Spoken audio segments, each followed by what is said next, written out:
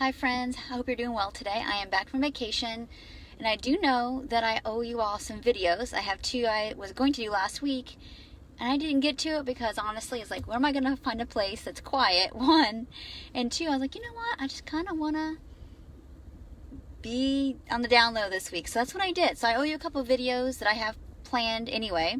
And so I will get to those probably this weekend. I'll wait because this week I have a whole series devoted to just nutrition therapy techniques that will help you with your practice this week. So I'm Tracy Brown. I'm your Smack Nutrition dietitian and a tuning specialist, and we have a lot planned for this week and really all the rest of the spring and summer. Summer and fall. So I hope you're ready. I hope you're taking notes. Save these videos, download them, whatever you do, to make sure that you make use of these free teaching videos. So we're going to talk about exploration today. And so I have some notes. I'm going to be looking down a little bit to look at my notes to make sure that I don't miss some of the things I was thinking about for you. So remember, exploration is about discovery and not only us being curious and introspective, but helping your clients learn how to be introspective. Many of our clients are going to have barriers with insight and exploration because that's been protective. All right. So, and also it could come from families that didn't do much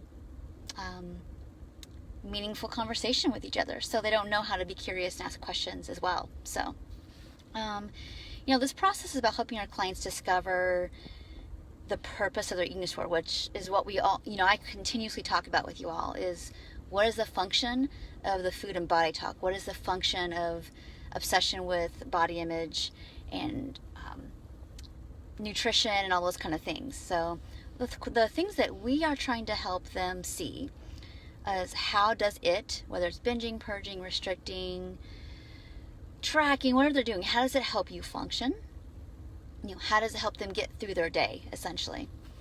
When do you need it? So they might actually, everything's going to be on a spectrum, and I bet you if you start paying attention, and this is what I've discovered is so juicy and wonderful about our clients' different levels of functioning, is that like some people are more able to function or capable and have capacity in work, but in personal relationships, they can definitely regress back to all kinds of maybe manipulative behaviors or age regression, all kinds of things, and you're going to see that through their food and how they function. How do you use it to protect yourself, and what are the benefits? So when I say it can mean all disordered eating behaviors and thinking as well.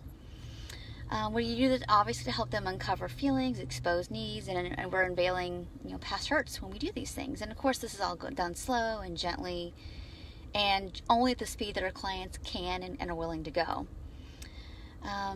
So I'm going to skip ahead. I got some other notes here, but I think I'll just skip ahead for brevity for this video because I have a lot to talk about. But first line questioning is something to think a lot about. So it gives you when you're looking at somebody's food journals, we're just going through the generalization of their eating. We talked about this 2 weeks ago, is sometimes people only operate the level of generalities of their eating, and some people can get really detailed and not be and be comfortable. So you have to go with that. So I'm gonna give you some examples. I got 4 questions for you that this week, even today, you can use right now. All right. So the first line of questioning provides the opportunity to explore circumstances. So those would be like, how do you feel when your sister did that? Do you remember what you were feeling when no one asked you to go, for example? So let's say they were talking about your sister didn't invite them to go to a dinner party. Okay, so those are 2 first line questions. How did you feel when your sister did that? Do you remember what you were feeling when she didn't ask you to go, let's say? So that's your first line questioning. The next step is to connect the circumstances or that feeling to the eating disorder behavior. So you could ask, how did your sister's omission affect your restricting?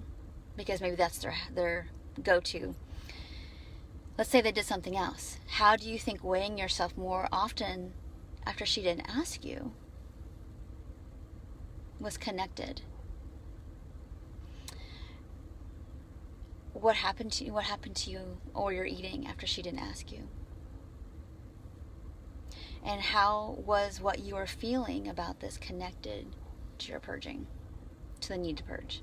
So you're just trying to get in there. Here's the circumstance, the story they're telling you. And again, this is, remember, none of this is somatic. This is very cognitive. But sometimes, remember, we are using both a bottom down and a top up approach in embodied, being an embodied dietitian or a coach. That's what we're doing. So you're asking those questions. So you remember, our clients at these early stages might have difficulty with these questions because these words can be scary, and to actually acknowledge how you feel can be scary just because it's new, or it's like, okay, it feels exposing or vulnerable. They might have judgments about that. So be gentle, and we got to be creative. I enjoy being creative and how I explore these connections between the behaviors and our clients' emotions.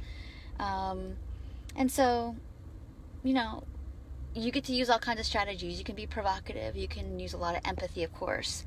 You can be confrontive, have humor, be a little sarcastic, modeling. You can be silent. There's all kinds of ways to do these things.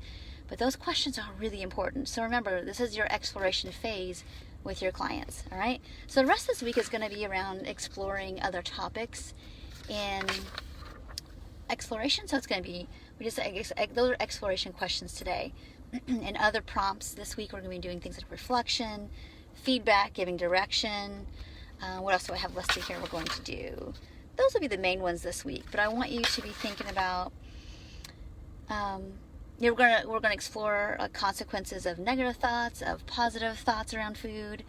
Again, all these are just really important and enjoyable to, we're going to look at some other things of, really briefly, we're going to explore some really common cognitive distortions like all or nothing thinking, personalization, magical thinking. There's a lot of that, obviously, with our clients, catastrophic thinking. So anyway, we're going to learn how to identify those things this week and then apply those. So that's what to be looking out for this week. And I'm going to have some bonus videos this weekend that I didn't get to last week. So please stay tuned for those. If you miss any of the things that I'm doing video-wise here in the group this week, they will definitely be up on the Somatic RD YouTube channel as well. So thank you all so much for watching. If you have any questions, please tag me here, and I'd be happy to explore. So thank you all so much, and I hope you're having a great day. If you're just now jumping on, I'm sorry I missed you. Please go back. We talked about exploration and exploratory questions today that you can use in your sessions today. Thank you so much, and I'll talk to you soon. Bye.